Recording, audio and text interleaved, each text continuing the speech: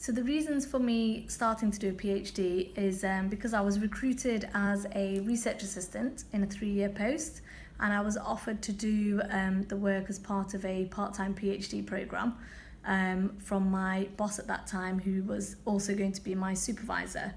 I thought it was a great opportunity for career development, for the work I was doing to actually go towards something.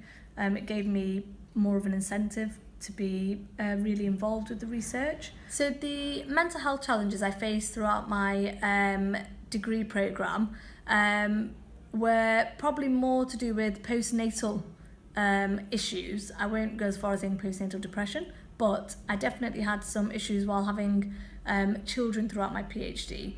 So after my first child, I had a little bit of problem when I was settling back into work, and the university were very supportive.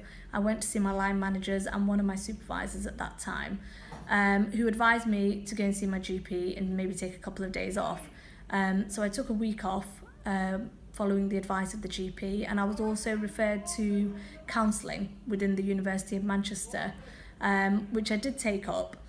I think I had about 12 sessions I could use, and I went to 3. And by the time I had 3, I was actually feeling a lot better. I settled back into work better. And yeah, we overcome the first set of issues. I then had 2 further children in the time I was doing my PhD, which was fine. And I actually found a really good balance with being a mom and working and studying. But my supervisors were a little nervous when I came back after my 3rd child, and advised me to convert my PhD to an MPhil, which I wasn't happy about. So I took this up with the postgraduate tutor, who really helped me through that kind of difficult time with my supervisors. But we overcame all the issues, and I successfully completed my PhD with only a year extra extension, which is quite usual for full-time PhDs as well. So in the end, it all worked out. But they were the main challenges I faced to do with my mental health. So what would I advise other PhD students who maybe face mental health challenges throughout their PhD programme? I think definitely to communicate with their supervisors about any of the mental health difficulties they might be facing and how they're impacting on their work, how they may be impacting on them completing the work or getting it in on time.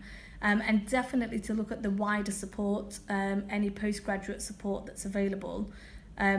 By chance, when I did my PhD, the postgraduate tutor was on my corridor, which was very handy. So if they hadn't have been, it may have been more difficult.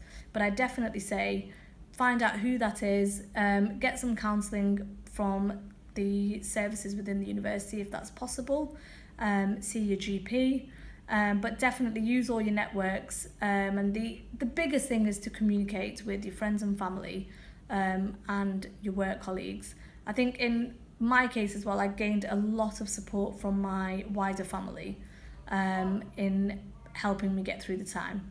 So yeah, communication I think is key.